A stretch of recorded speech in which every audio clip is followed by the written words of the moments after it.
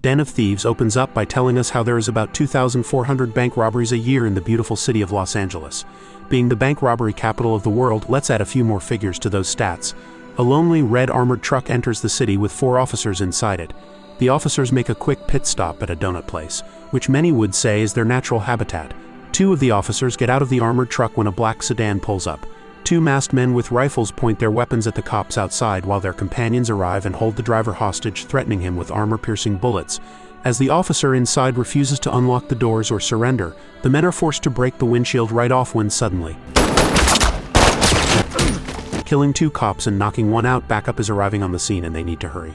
In Hawthorne, the robber's informant observes a map of the city and live locations of the cops fast approaching, with little time remaining. They blow the back door open and bleach bomb their own car. Knocking out the last officer, the backup arrives.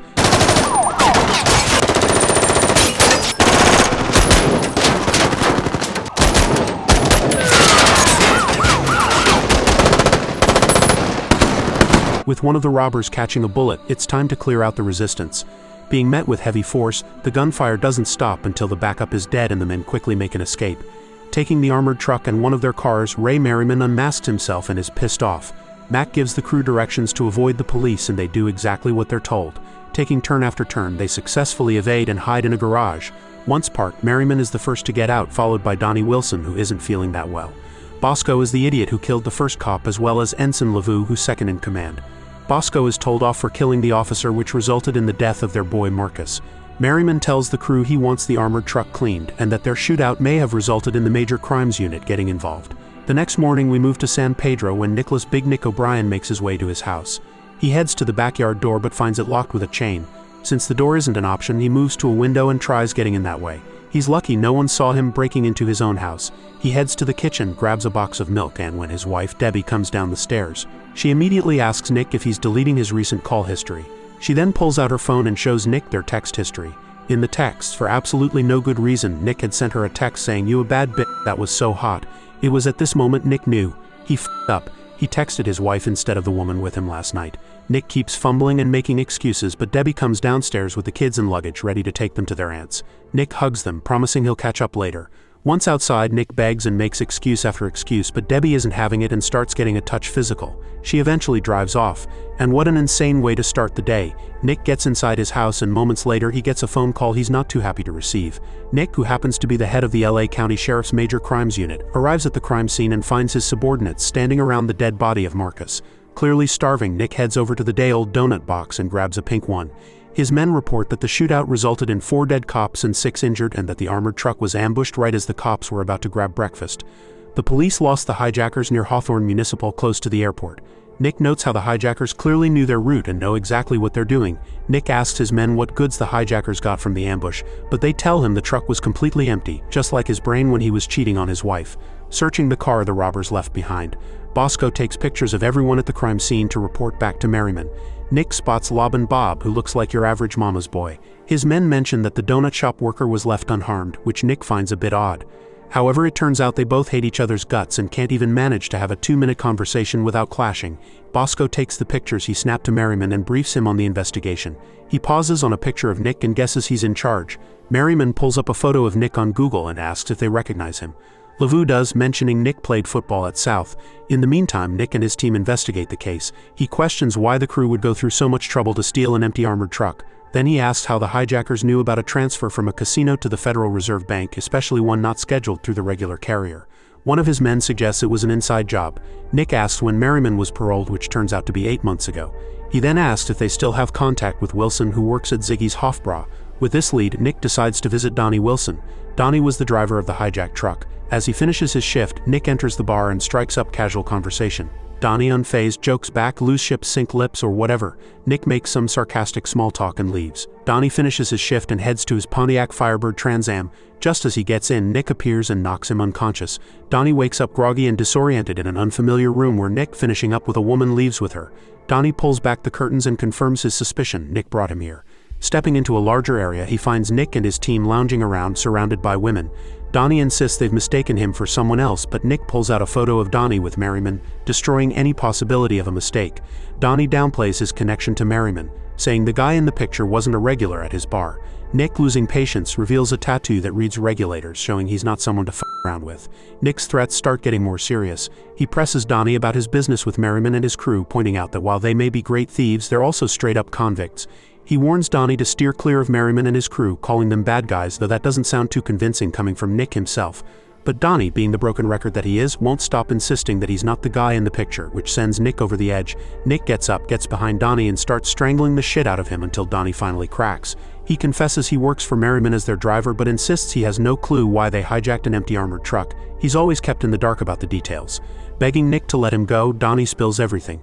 A few months ago, Marcus and Bosco showed up at his bar. Marcus introduced him to Bosco, vouching for his driving skills and need for extra cash. While working out with Lavu, Merriman heard more about Donnie, how he was a Marine and a pro behind the wheel, which got him interested enough to check Donnie out. Sometime later, Bosco takes Donnie to Marcus's place, where Merriman is waiting. As they talk, Merriman asks Donnie a few questions about his time in the Marines. When asked if he can really drive, Donnie skips the talk and lets his skills do the talking by hopping behind the wheel of a Mustang. And you know what they say about Mustangs. They love walls and innocent bystanders. Donnie picks up speed, whipping the car around corners and showing off his talents. Safe to say, he proves he's the real deal. A week later, Donnie got his first gig with Merriman's crew, where they hit up a rave in a stadium. Donnie says he doesn't know much. Merriman and his crew always keep him in the dark. They don't tell him much and they barely talk to him. Realizing he won't get any more information, Nick decides to let Donnie go, but makes sure to tell him he'll be in touch. Now, Donnie finds himself in the uncomfortable position of being a sort of double agent. On his way back home on a bus, he gets a call from Merriman, who briefs him on the meetup location for their next mission. The next day, Nick activates stealth mode and sees his wife and kids, who completely ignore him. Moving on to a much brighter relationship, Merriman and Bosco pick Donnie up to discuss the details of their next mission. Meanwhile, back in Nick's office, one of his men shows up with a file containing information about the dead guy from the donut shop, identifying him as Marcus Rhodes. It turns out Marcus and Merriman were both ex-Marines stationed at the same time. While driving, Merriman tells Donnie to look out the window at the LA branch of the Federal Reserve, the only bank that has never been robbed, though Merriman plans to change that. He explains that the surroundings of the Federal Reserve are wired for both sound and image. Out of the 53 break-in attempts on this bank, not a single one made it past the lobby. Nick and his team start digging up more information on Merriman and his crew. Meanwhile, Merriman explains the security measures of the bank and how they will break in. The bank's security is airtight computers that scan every visitor against national databases. Employees use swipe cards for restricted access, and the vault sits 2 stories underground. The federal bank's central security oversees armored car deposits holding 500 to 800 million at any time, all under constant surveillance. However, every bill's serial number is tracked, making theft nearly impossible. But there's a loophole. When unfit bills are removed, their serial numbers are erased from the database, rendering them untraceable. Each day, $30 million in unfit bills are shredded between 4 o'clock to 5 p.m., which is his target. Lavu asks Merriman how they are going to bypass the security, to which Merriman replies that they will not go through the front entrance but rather use the driveway where the armored trucks enter the vault. Donnie goes to a Chinese restaurant and signs up for a job as a delivery boy for minimum wage. Pretty understandable in this economy. While making preparations for the heist, Merriman discusses how there have been blackouts in the area of the bank recently. The federal bank claims it has full backup power, but actually doesn't. They only prioritize the vault floor, and the power to everything else cuts off. Timing their heist during another blackout is going to have fewer odds than a Discord mod finding a girl. Merriman's plan is to have his crew simulate a blackout and then use EMP devices to disable the cameras in the vault room. Donnie, on his undercover delivery boy job, confidently takes 2 bags of food into the federal bank as Nick and his team, along with Merriman and Lavu, watch him in action. Donnie strolls in like a Chad, showing the 2 food bags to security to let them know he's there for a delivery. He heads to the reception desk and gets a security card granting him access to the cafeteria. Once there, he meets 2 ladies waiting for their food, drops off one of the bags, and even manages to rizz them up while he's at it. After leaving the cafeteria, Donnie makes his way to the restroom, still holding the second bag. He ensures the coast is clear and hides the bag in a ventilation shaft. Merriman smirks at Lavu, satisfied, as Nick and his team finish observing Donnie.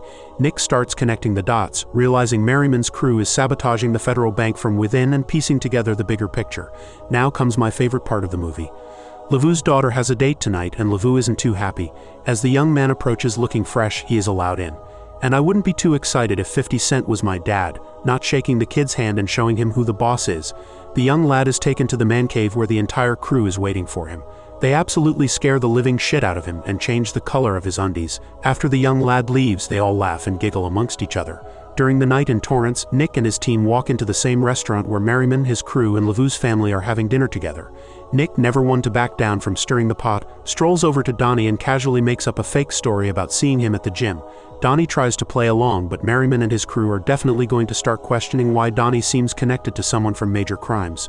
Making small talk with Merriman and the crew there, one of Nick's men comes over, apologizes for his behavior, and pulls him back to their table. Meanwhile, Donnie is left sweating bullets, knowing that he's gonna get his ass whooped. Merriman drives Donnie to their hideout and bluntly asks if he's a cop, but Donnie denies it and shoots the same question back at Merriman.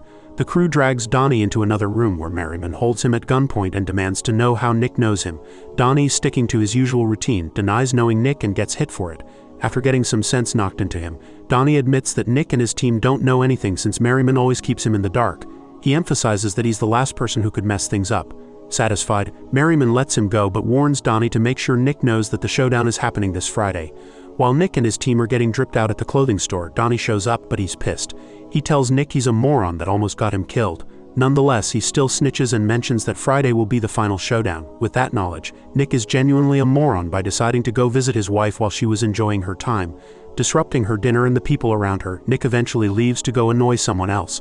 Turns out his next target is Merriman at none other than the gun range. However, Nick quickly realizes from the accuracy shooting of Merriman that he is no shit kicker.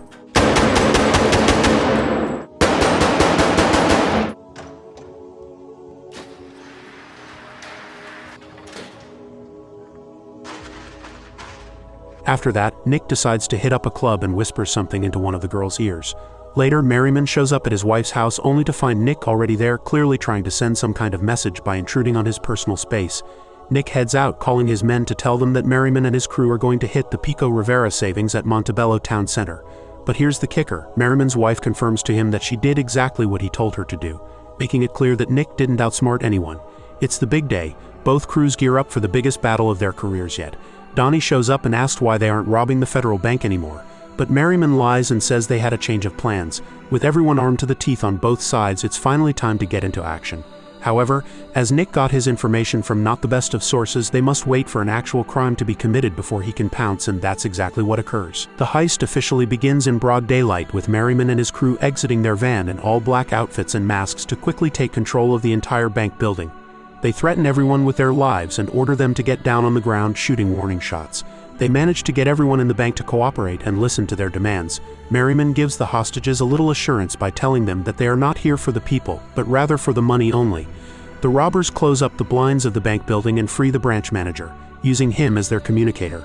Merriman tells the branch manager to dial 911 dispatch and explain to them that there is a code 211 in progress and there are hostages. Their demand is to deliver $10 million in unmarked small denomination bills to the bank they are at within an hour inside a department helicopter filled with fuel.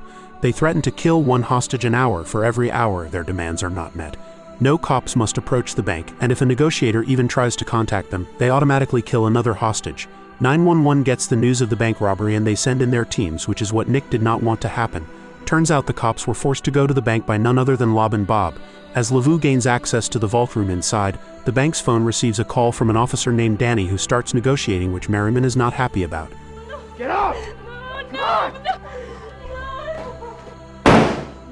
After a hostage is taken out, Danny tells the crew the money and chopper are en route but will need around 90 minutes to prepare, which Merriman agrees to. As Lavu places a bomb onto the ground, Merriman takes out his phone and calls Nick as he looks at him from the window. You watching? Yep. The two men taunt each other for a couple minutes when the call ends. While the cops try to see if the robbers have any possible escape routes, the bomb that was planted inside the bank's building detonates, shattering all the windows of the bank. The cops brush it aside, thinking that Merriman's crew just used the bomb to open the vault, but Nick finds it odd.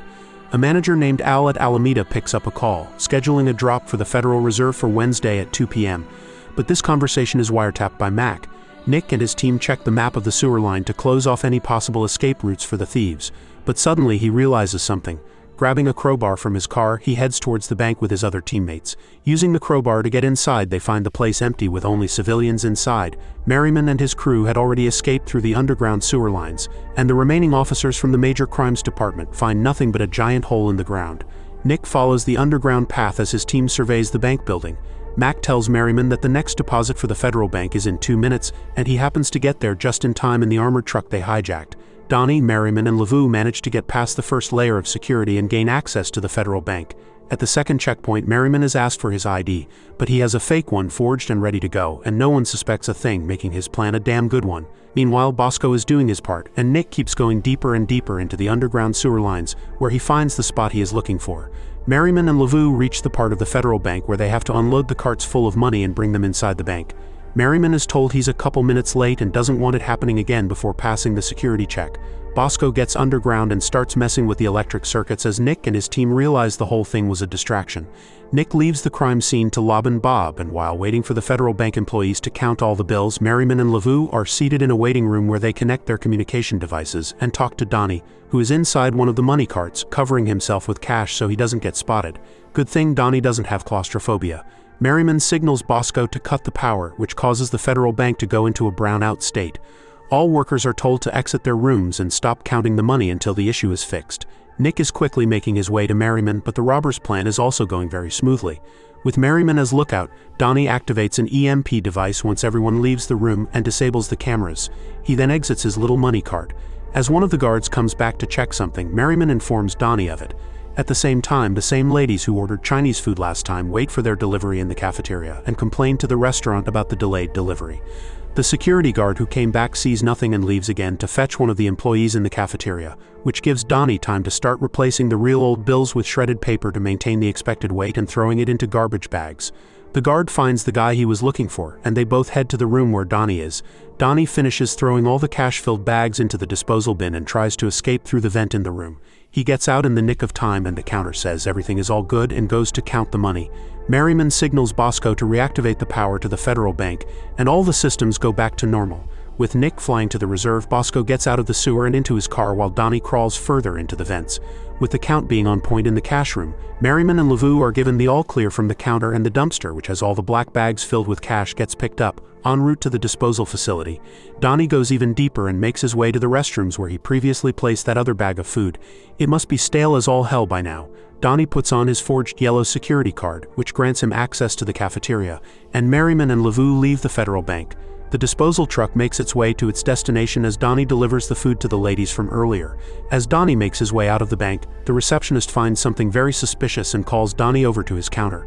He tells Donnie that he didn't sign the record before entering, which makes Donnie panic. Seeing that Donnie is a regular though, the man lets him slide, but the ladies who ordered the food are disgusted and immediately calls the receptionist to stop Donnie.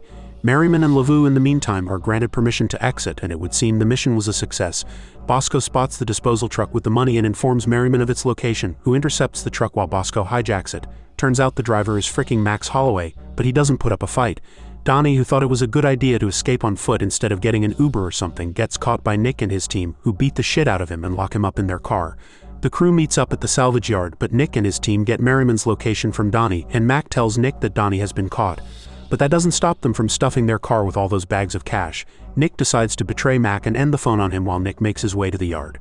Merriman and his crew burn their evidence and make an escape.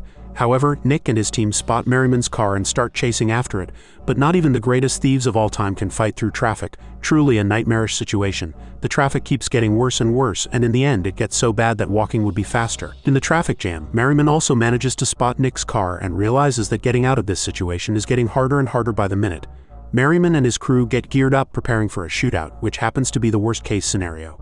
Imagine getting your entire plan ruined because the traffic that day was exceptionally bad. God damn it, Los Angeles. Seeing that Nick and his team are getting out of their cars and heading toward them, Merriman decides that it's time to face Nick head-on. He grabs his gun and is ready for the final battle. As Nick passes through the civilians' cars, he tells them to put their heads down to avoid any stray bullets. Just as the distance between Nick's team and Merriman gets shorter and shorter, Merriman hides behind the windshield of his car and starts firing his gun, taking one cop down immediately. The ex-Marines' training surely comes in handy when they professionally coordinate with one another and fire shots at those cops, while also saving their skin. Nick sends two of his officers to go across the grass and cut Merriman and his crew off. The shootout gets even more intense, and while trying to cover some ground, Bosco loses his life. Merriman injures Tony, and alongside Lavu makes a run for it while Nick chases them. As Donnie watches, the two cops who were told to cut Merriman off successfully manage to do it and shoot Lavu, taking him down. While running away from Nick, Merriman manages to take down another cop and runs for his life. His main firearm runs out of ammo, and he resorts to his pistol. Shooting Nick in his right hand, Merriman sprints away and tries to jump over a metal barrier, but Nick shoots through the barrier and hits Merriman right in the ribs. Merriman staggers and gets behind cover in a desperate attempt to save his life.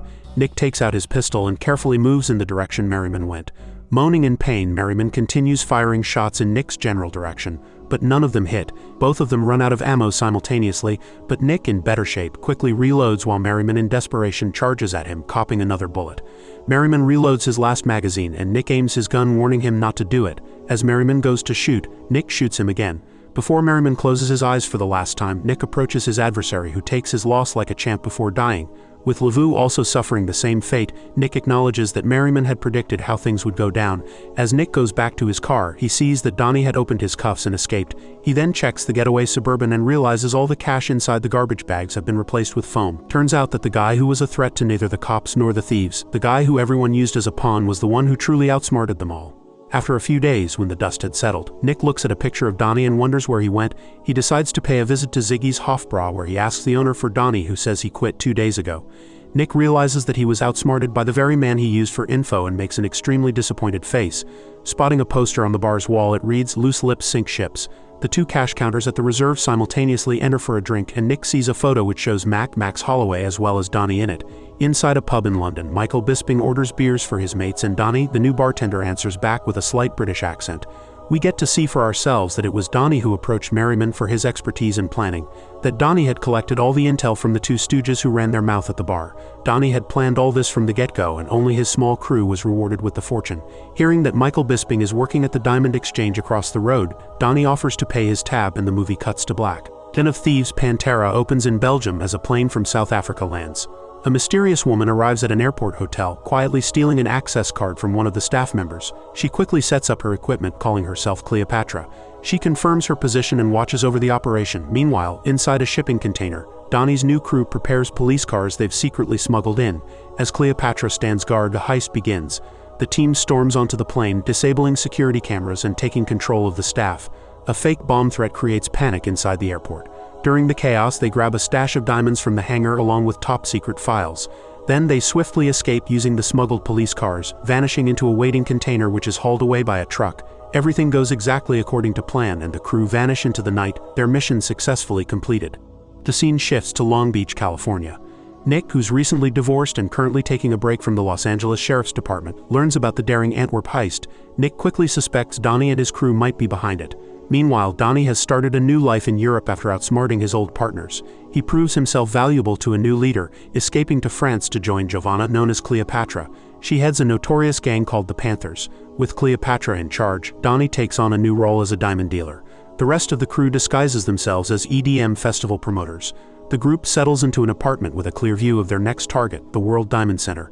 Here, they carefully prepare their next move. Back in California, Nick is determined to track down Donnie after losing him before. In his search, he approaches Holly, the widow of Ray Merriman, hoping she knows where Merriman hid his stolen fortune. During their tense conversation, Nick pushes her for answers about Merriman and Donnie's plans after the Federal Reserve heist. He even threatens to ship her off in a container to China if she doesn't talk.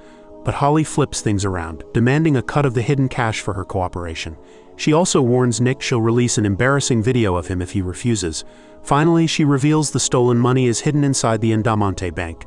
Giovanna introduces Donnie to Chava, the wife of the bank manager, as part of their plan to infiltrate the World Diamond District.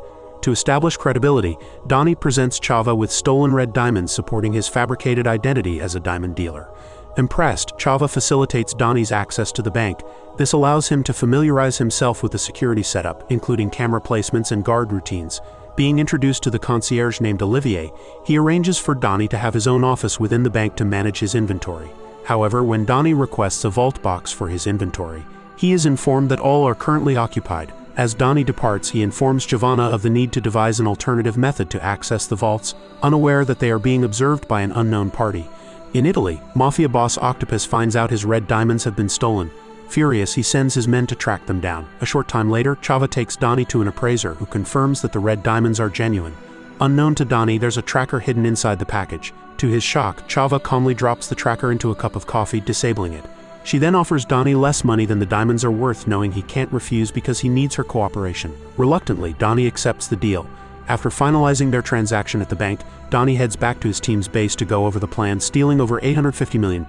Giovanna hands out SIM cards and gives each team member a role matching their skills. Slavko handles communications, Dragon manages safes, Marco drives transport, Vuk covers logistics, and Donnie, now known as Gene, is responsible for planning the whole operation.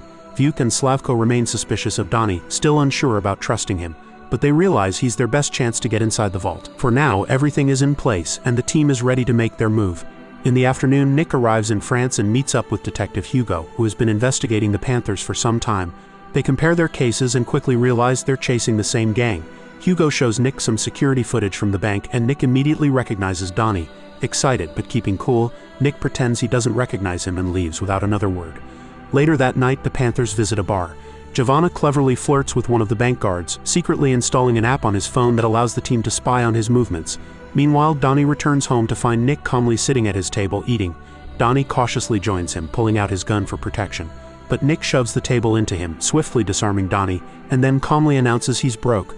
Nick admits he's tired of being a cop, working hard without reward, and wants to join the Panthers in robbing the bank. Donnie has already heard rumors that Nick was fired, but with Nick threatening to hand him over to Hugo, Donnie reluctantly agrees to introduce him to the team. The next day, Octopus's men arrive in France and start talking to local criminals for clues. Soon, they get hold of a video showing Donnie and realize he was the last person to handle their stolen diamonds. Meanwhile, Donnie introduces Nick to Giovanna as the rest of the Panthers watch cautiously from a safe distance. After Nick leaves, the other Panthers voice their concerns to Giovanna about trusting a former cop, but she insists Nick is necessary to reach the vault. Later on, Donnie persuades Chava to rent him some vault space by claiming he has new stock coming in. That evening, Nick meets the entire Panther crew at a bar. To prove he's no longer with the law, he takes some illegal substances. Nick then dances closely with Giovanna, upsetting Marco, who used to date her. Donnie warns Nick to stop causing trouble, but Nick ignores him. Angry, Marco pulls Nick away and headbutts him, sparking a fight. As the men wrestle on the ground, Donnie tries to separate them, but Vuk blocks him and starts another fight. Soon, security arrives and throws them all out. The police follow, with Hugo briefly frisking Nick before letting him go. As Donnie and Nick head home, the Italian mafia suddenly ambushes them, pushing both men roughly into their car. In the morning, Nick and Donnie wake up on a boat in the middle of the ocean. The Italians tell them if they want to live, they'll need to get the stolen red diamonds back. Then, without another word, they shove Nick and Donnie into the water and speed away. While swimming back to shore, Donnie admits to Nick he had no idea those diamonds belonged to the mafia. Once they reach the shore, Nick immediately says he's out of the heist, not wanting trouble with dangerous criminals like the Italians. A few hours later, Nick is on his balcony watching local guards when Donnie calls and talks him into rejoining the heist. Nick reluctantly agrees and meets with the Panthers again, only to learn that Marco and Vuk have left the team. The remaining crew covers Nick's head and takes him to their headquarters to discuss their strategy. They explain the bank has 127 security cameras cycling every 10 seconds, meaning 117 of those cameras briefly go dark. To break into the vault unnoticed, the team will need perfect timing to move through these blind spots. Due to privacy laws, the footage is only live, not recorded. But there's still a problem, an area inside the bank that only certain people can enter. Nick will have to disguise himself as a security contractor to gain access. In the afternoon, Donnie introduces Nick to the bank manager, who's already received an email containing Nick's resume as a former cop. Now approved as Donnie's personal bodyguard inside the bank, Nick meets Chava, who schedules an appointment for them to deposit Donnie's inventory. Returning to their headquarters, the Panthers prepare equipment needed for the heist, including a reflector device to fool security cameras. Giovanna gives Nick a special jacket equipped with cameras to record in every direction. Nick tries flirting again, but Giovanna shuts him down firmly. Later, Nick and Donnie head back to the bank with Chava, who escorts Nick to the vault. Secretly, Nick's suit records all security details, like camera placements and the materials used on the vault doors. While inside, Nick spots where the red diamonds are kept and later tells Donnie about it. Meanwhile, Marco and Vuk join forces with a gang called the Tigers, planning revenge against the Panthers. Back at the Panthers' headquarters, the team uses a 3D printer to make a mask while also disguising their car. Nick learns how to trick digital locks using a special spray. Later, he returns to the bank pretending Donnie needs something from his vault. He cleverly hides the spray in his mouth, acting like it's medicine. When nobody is watching, he secretly sprays the vault sensor to disable it. That night, the entire city is distracted, watching an important soccer match, including the bank guards. Taking advantage, the Panthers prepare their heist, unaware that the Tigers are also gearing up with weapons. Giovanna hides nearby, monitoring security and camera feeds. The rest of the team moves into the parking lot of the building next door, where Donnie puts on a mask resembling the bank manager to fool the reception camera and slip inside unnoticed. The car's lights blind the security camera, letting the Panthers sneak out unnoticed and quickly move towards the stairs. When they reach a locked door, they use a small drill to open it and hurry onto the roof. The team places a metal bar between buildings to cross over onto the bank's rooftop. From her hiding spot, Giovanna carefully guides the team, alerting them each time the camera loops, signaling when it's safe to move. They carefully break another lock, waiting for the right moment to go downstairs. Every step forward is timed perfectly to avoid being spotted by the cameras. Eventually, they reach an elevator shaft, pry open its doors and cautiously climb down. With only seconds to spare, they manage to close the elevator again before the camera can detect them. Using a reflector to trick the corridor cameras, the men swiftly cross the hall and finally reach the vault. They easily pick the gate's lock, then use advanced equipment to silently unlock the main vault door. Once inside, they break open safety deposit boxes, grabbing valuables quickly. But Nick and Donnie become frustrated because the red diamonds aren't where they're supposed to be. Just then, Giovanna sees on camera that the bank manager's soccer team is losing, prompting him to suddenly return. She immediately warns the team, who quickly stop searching and start packing their bags. Donnie refuses to leave without the diamonds, desperately searching until finally, at the last second, he finds them. As the manager arrives, the crew hides quietly in the elevator shaft. Finding nothing suspicious, the manager leaves again. With the coast clear, the Panthers begin climbing back up the shaft, waiting for camera loops before moving. One man stays below, pulling ropes to quickly move the heavy bags upward. Once the valuables are safely lifted, everyone climbs to the roof. As soon as Giovanna gives the signal, the crew dashes out, sprinting across the gap between buildings. Everyone makes it safely, except Nick. Just as he's midway across, the metal bar gives way and snaps. Half of the bar crashes onto the street below and is spotted by the guards on their cameras. Realizing something's wrong, they immediately rush towards the roof. Giovanna sees the guards coming and urgently tells the team to run. Meanwhile, Nick hangs desperately onto the other half of the broken bar, forced to climb back onto the bank's roof. He quickly throws his bag of loot across to his partners, then hurries downstairs, carefully hiding each time he hears a guard approaching. When the guard finally reaches the rooftop, nothing seems suspicious. Nick is nowhere in sight. The rest of the team manages to reach their car and speed out of the parking lot, but their escape is recorded by security cameras. Inside the bank, Nick desperately searches for an exit, but all the doors are locked. Suddenly, he's discovered by a guard. Without hesitating, Nick shoots the man, knowing he's protected by a bulletproof vest. Another guard hears the gunshot and triggers the bank alarm. Since stealth is no longer an option, Nick kicks open a door leading to a balcony low enough to safely jump from. He lands heavily on a random parked car below, where his team quickly picks him up and drives off. Though their license plate is caught on camera, moments later, the Panthers pull into another parking lot and quickly remove the white paint from the car, revealing a new color underneath, and replace the license plate. They transfer the stolen bags of money to a different vehicle, which Giovanna takes, driving off alone in another direction. At the bank, the manager and the guards finally realize the vault has been robbed. The manager is almost in tears at the sight. As Nick and his team head toward the Italian border, they notice a car following them. Confused because it isn't a police vehicle, they cautiously prepare their weapons. Suddenly, a second car appears behind them and starts shooting. It's Marco and Vuke along with the Tigers. Nick and his teammates fire back while Donnie swerves wildly to avoid the bullets. Both sides exchange gunfire, suffering injuries without anyone gaining the upper hand. In a bold move, Donnie suddenly spins the car around and drives in reverse, giving his crew better aim. This tactic allows them to hit several attackers, but it's not enough to stop the pursuit. The chase continues through a dark tunnel and across a bridge toward a mountain road. Still exchanging gunfire, Nick eventually manages to hit a driver, sending one of the Tigers' cars tumbling down the cliffside. However, the Panthers quickly run out of bullets, giving the Tigers a chance to shoot out their tires. Marco and Vuke step out to kill the Panthers, but they're suddenly gunned down by the Italians who've just arrived. Donnie has a face-off with the Octopus's men and eventually hands over the diamonds to them, who in return give him keys to another car so the Panthers can escape. After burning their crashed vehicle to erase evidence, the team quickly patches up their injuries and drives away. Soon enough, the Panthers make it safely to Italy, where they reunite and celebrate yet another profitable mission. Their new leader welcomes them warmly, but Donnie senses something isn't right. His instincts prove correct. Before they can react, French authorities storm the hideout and arrest the entire crew, including their leader. It's then revealed that Nick had betrayed them, having struck a secret deal with Detective Hugo during a past meeting. Though he struggles with guilt, Nick watches as Donnie and Giovanna are taken into custody. The look of disbelief on their faces says it all. Donnie now knows Nick was an undercover officer the whole time. The once untouchable thief has finally been caught. During a tense and emotional prison visit, Nick sits across from Donnie and admits the truth. While their friendship meant something to him, his mission never changed. He acknowledges his dual nature, saying, "A tiger can never change its stripes." Then, just before leaving, he cryptically tells Donnie to sit in the back on the left. Later, as Donnie is being transported to another facility, 2 helicopters descend on the road, blocking the convoy, just as Nick had hinted. The Mafia ambushes the transport and rescues Donnie, flying him to a hidden location. To his surprise, Donnie finds himself seated at a luxurious table face to face with the Octopus and his crew. Impressed by Donnie's cleverness and nerve, Octopus offers him a permanent spot on the team. Donnie, curious and ready, simply asks, "What's the next job?" Meanwhile, Nick drives along the scenic coast when his phone buzzes. It's a message from Donnie saying, "Looks like the tiger changed its stripes." The cats are out of the cage, smirking as their paths will cross again. The movie comes to an end.